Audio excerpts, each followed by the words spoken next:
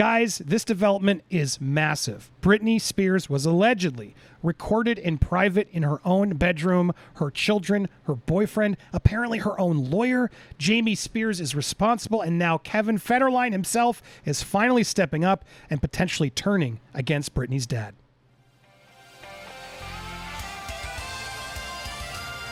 Welcome to Popcorn Planet. I am Andy Signore, and I'm so happy to have Christopher Melcher here. Christopher, how are you doing, man?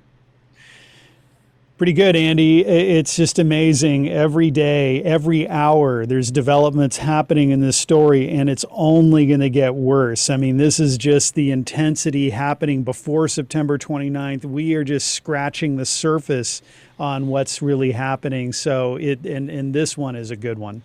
I mean, yes, it's a good one. It's a big one. It's a good one for the sake of getting what's right, but it's a horrific one because if you guys have not yet watched the Controlling Britney Spears documentary on Hulu, made by Liz at the New York Times, and so many amazing people behind that, it's unreal, the whistleblowers they got that are finally coming forward and unafraid to speak up against Team Con, as we call it, the conservatorship run by Jamie Spears. This is a horrific telling of what was actually happening behind closed doors, and to Britney. And what's really, I mean, there's so much that was told, but one of the heads of security, this man, Iman, I want to make sure I say these names right, Iman, because these are important names to remember. Idan Yamini was president of Black Box Security, and he was charged, basically started this role just to monitor every movement, text, anything with Britney. And thanks to Alex Vlaslov, an executive assistant there and cybersecurity manager, who was sort of Idan's right-hand man, assistant, etc., he came forward because too many red flags were coming out about this, and he wasn't feeling comfortable. At one point, they said, you must wipe this entire drive immediately. You have to do it. There cannot be any trace of it. At that point, after many other flags had gone off, Alex decided, I got to keep a copy of this because this might be evidence.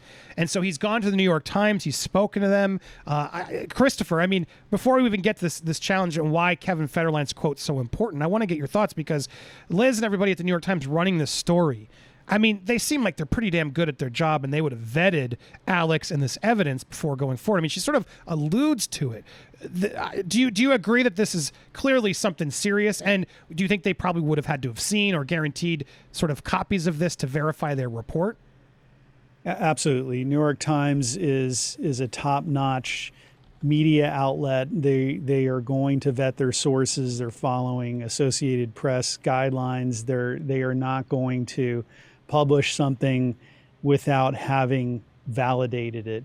So so Liz Day absolutely is going to have checked all those sources and brought to light things that we didn't know. We've seen in other documentaries basically rehashing of information that we've known before, but this was eye-opening.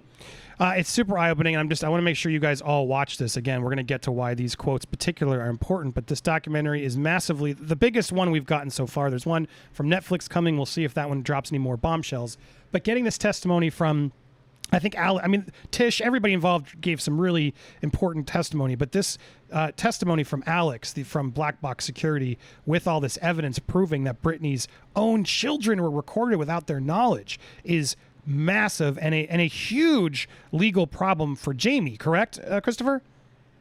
Yeah, anyone who is recorded, it's going to have rights. Now, it's possible that the probate court had authorized some recording of Britney. We haven't seen the order yet, but we've seen some references to it or possibilities that the court issued something like that. It would be highly unusual for a court to order something like that, but it's within the court's power.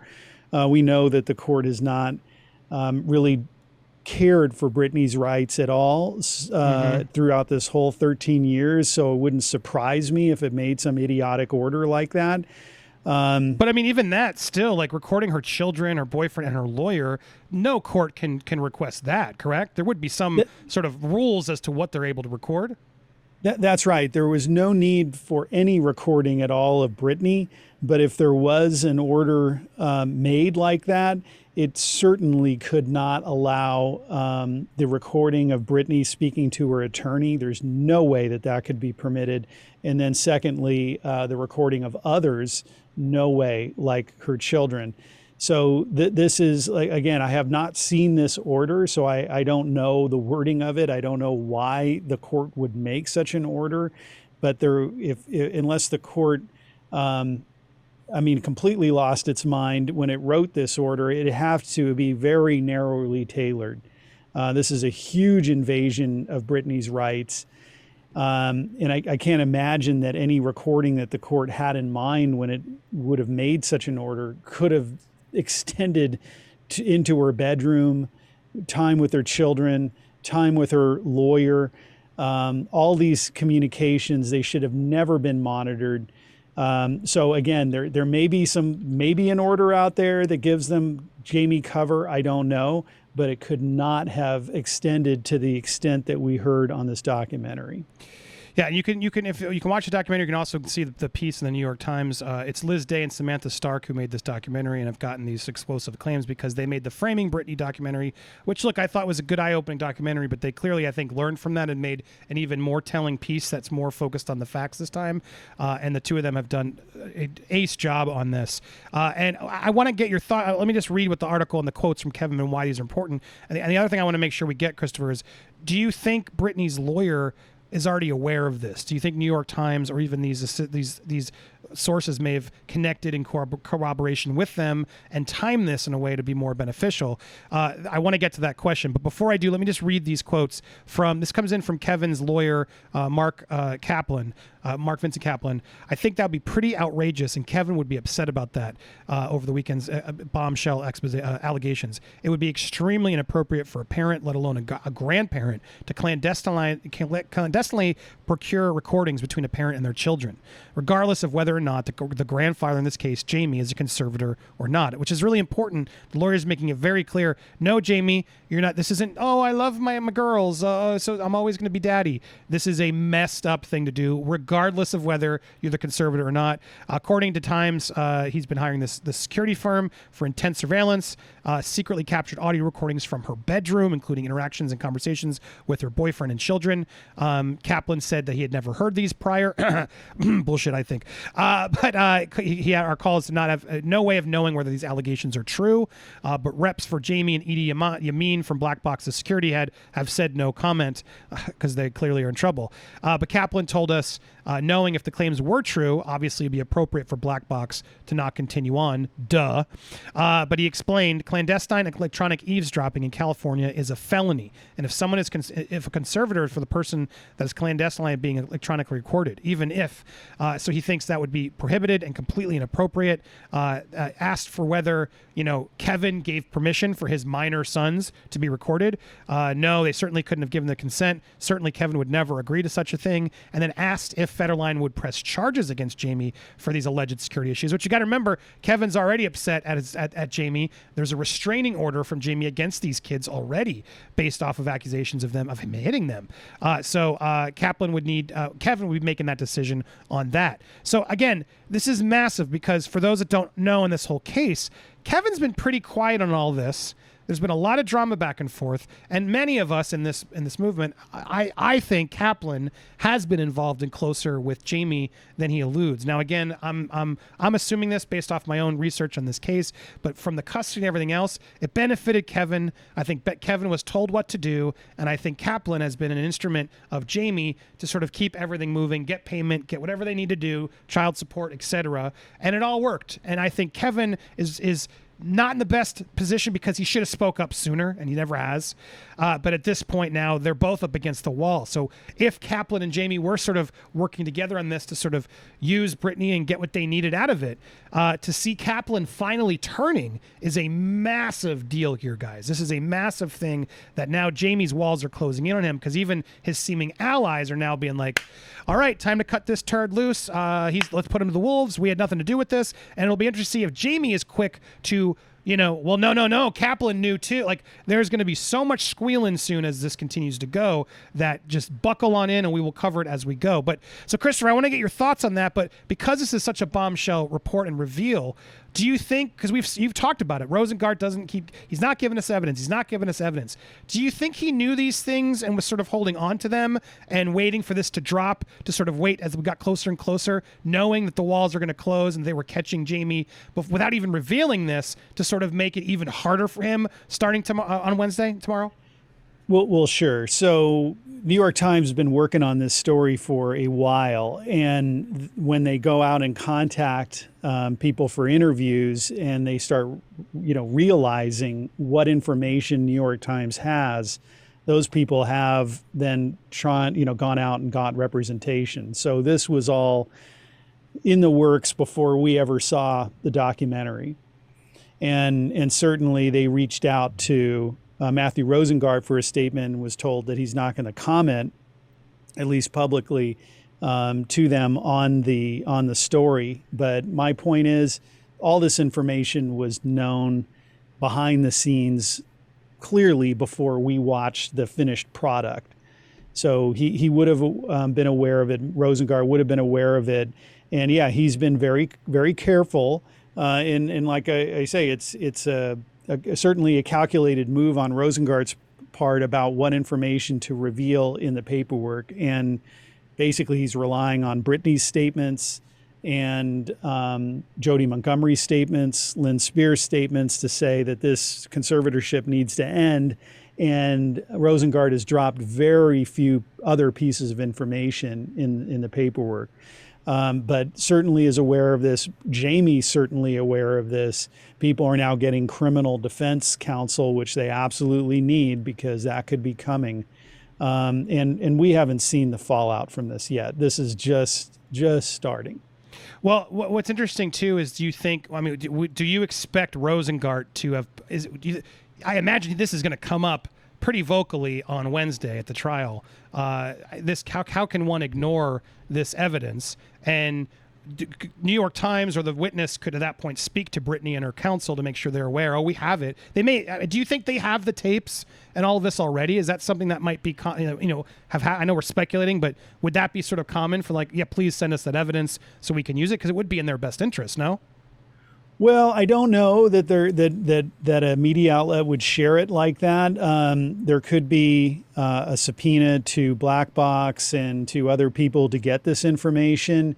I would imagine that Rosengart's either has already issued those subpoenas or at least demanded that these witnesses preserve the information and while it's being obtained. Rosengart did file a document in advance of Wednesday's hearing referencing this recording and saying that she is that Jamie has gone to really disgusting lengths here to control his daughter. So that's already out there.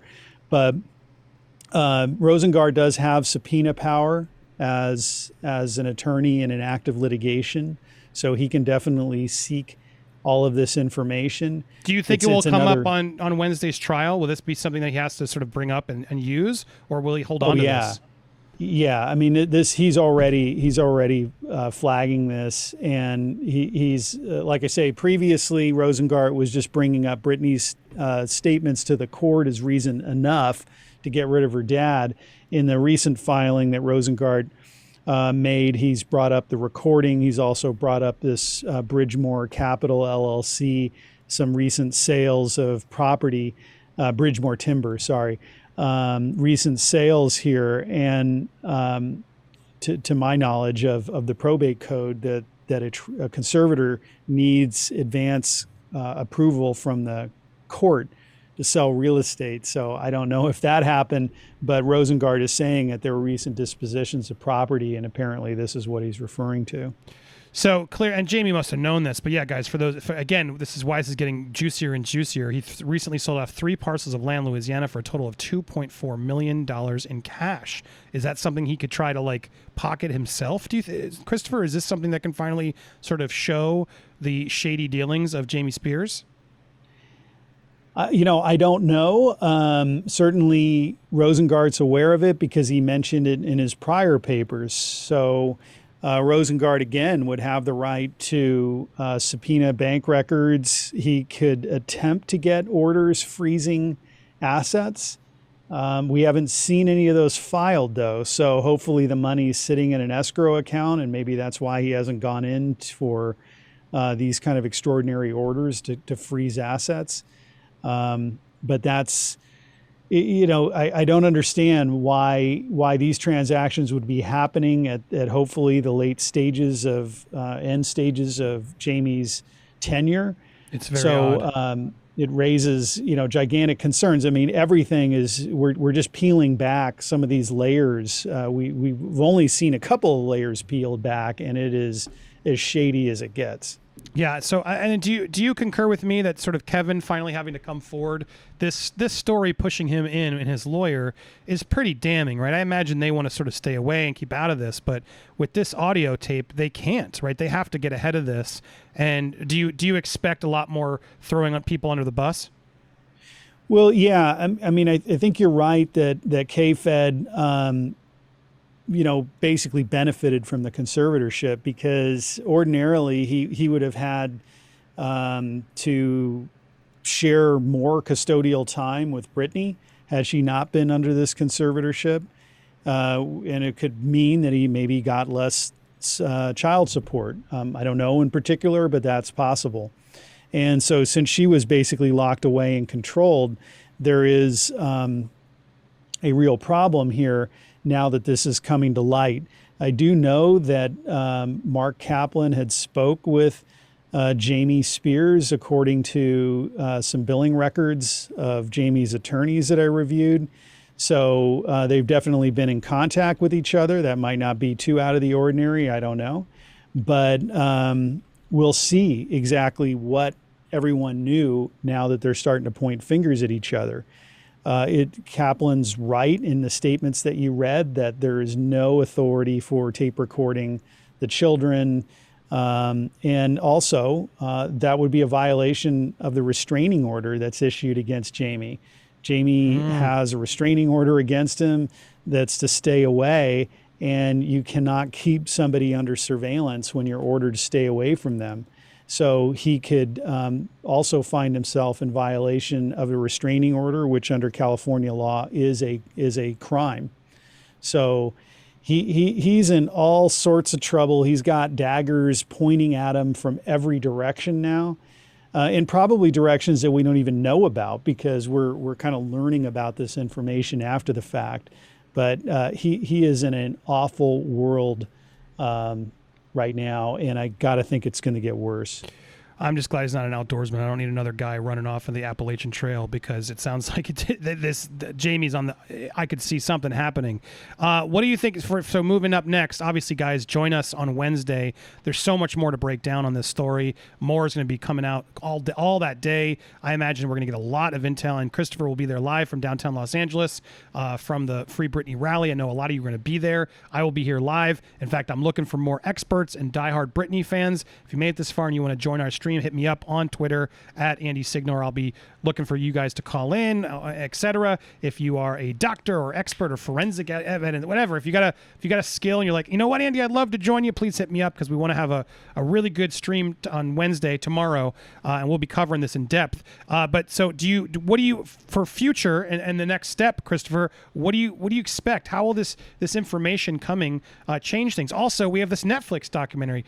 Who knows if that's going to drop some new bombshells, but imagine Rosengart and team would know a little bit more as to what certain things might be in the works from both of these entities, Netflix, Hulu, etc. What is your prediction for Wednesday now?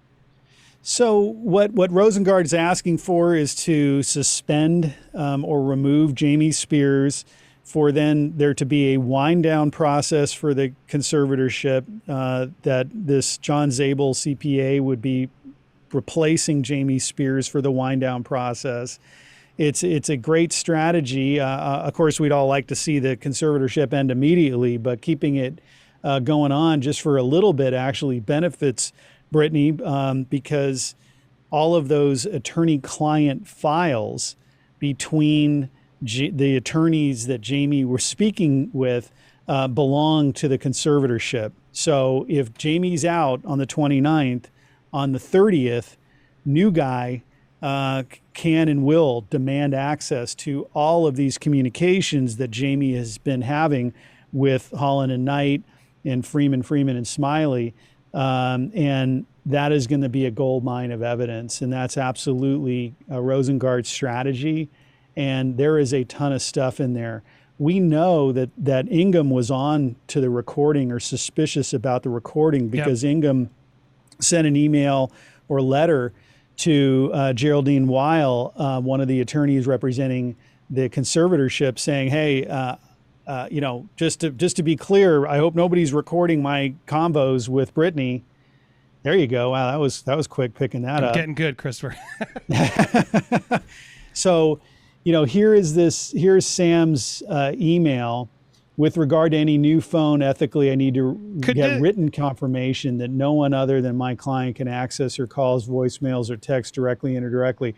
There's no way that he just randomly thought like, let me just send this. I was just going to ask. This was an ass-saving email, like when someone says, "Can you write that on the record in the email?" But then, so he's trying to cover his ass here. But then they write back, and now Geraldine can play like I didn't know Jamie was recording. Is that what's going to happen? Even though they probably all did. Here's Jamie the thing. Confirms he has no access. Who's on the hook? Here's the thing. Jerry is screwed on this because the only way you write an email like that is if you know. Because she's saying, as Jamie confirms, not I confirm, not I, Jerry confirms. So Jerry could say, hey, as far as I know, or I'm not aware of anything, fine. But she's saying Jamie confirms, which means Jerry talked to Jamie. It's like this is a representation that's being made in writing, and which would require investigation. So interesting. So Geraldine's on the hook for this. If indeed he was recording, she can't play dumb and say, well, he told me they weren't. I asked him and he said he weren't. Well, I mean, that's all going to have to come out. And so, maybe that's true. Jerry talked to Jamie and Jamie said, no, I didn't do that. But what kind, is that where she left it? She can be questioned now on this.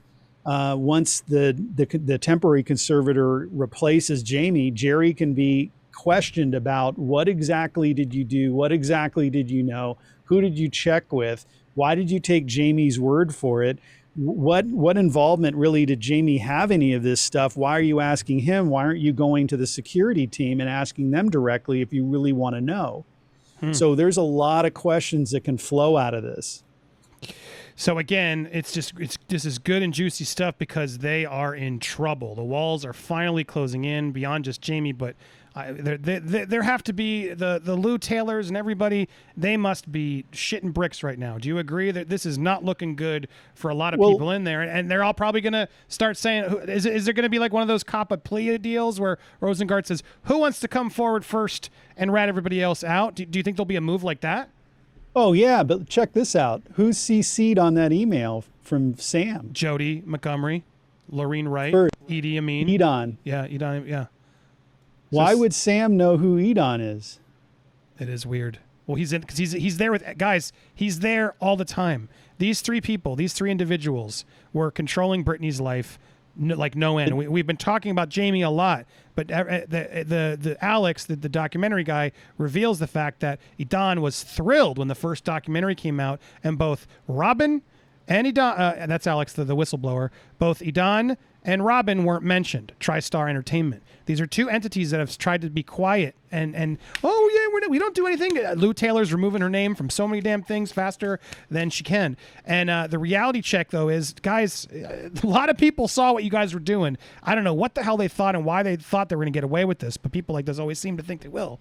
But the truth is finally coming. Karma is coming. But yeah, well, good point. Why would he have written that name? And Sam, I wish we had even more clear evidence that Sam was crooked. We've all suspected it and it seems pretty obvious, but you think this is pretty damning. Well, yeah, because he knows not only who Edon is, which, okay, fine, he's the head of security, but he also has his email address, and he thought to CC him. Because if he's just saying like, hey, let me send an email to Jerry, the attorney, Geraldine, fine, just send her. But he made a point to copy in Edon which tells me that Sam must have realized that previously Edan was monitoring the communications, because he's now saying, with regard to any new phone, I got to make sure. So maybe Sam realized or was told that the communications were being monitored before. He then says, stop that, get a new phone. And now he's putting Edan on notice also. So like I say, this wasn't just. It's also weird because they're saying they're allowed to do this, but no, we have no access to these things, which is, so it's all bullshit. Because I think Jamie tried to defend it. Well, no, the court gave us access. They know. And then now it's like, well, clearly they didn't, because you said they didn't have access. So this is going to bite them all in the ass. Yeah, and then Jerry's also laying out on Jody, saying, look, Jody's the conservator of the person, so go ahead and make arrangements for the purchase and setup of the phone. But Jamie, controls the finances. So who has the password? Who's controlling that account? Is it really Jody Montgomery? Yeah, this is a very revealing email. You're right, because Jamie or Jody are supposed to be, but Geraldine's actually the one who's approving. Of course, will approve the phone. What is this? This opens up so many more questions, and probably I would imagine Rosengard and Britney are thrilled that this stuff has finally come to light with evidence. Correct? Oh yeah, I mean, like I say, this could take quite a long time, but eventually these people will be deposed. And that's why it's significant to have the temporary conservator appointed, because that temporary conservator will then own or hold the attorney-client privilege and can force Jerry and all the other attorneys who acted on behalf of the conservator to speak. And if the conservatorship is terminated, maybe not. That's not as clear. But if it goes on, they can be forced to speak. And they're not going to have seen that coming. They know it's coming now. But previously, when they were talking behind the scenes with Jamie, there's got to be a gold mine of evidence in those emails. And that's going to be significant, particularly if it's criminal conduct. Lots of juice in there. We've been waiting for this moment. That's why I keep waiting for something to come out. And now Controlling Britney Spears did finally deliver with that Alex testimony. I got to give him props for coming to be that whistleblower, coming forward. And I reputable witness. New York Times is putting their name on the line on this, assumingly seeing all this evidence. This is a massive development, guys, and it just proves again how horrific this has been for Britney. The levels they go to. The documentary brought me to tears, where Jamie's taking her time away from her kids and making her work. Guys, it is disgusting what's happened to this woman. And what's so frustrating is Jamie trying to say, yeah, I'm leaving. Oh yeah, let's end the conservatorship. That's not what happened. It's all a misdirect so he can try to cover his ass, and we can't let him do it. So Christopher, I'm grateful for your work. We will be covering this in depth. We will be live from downtown Los Angeles tomorrow, Wednesday.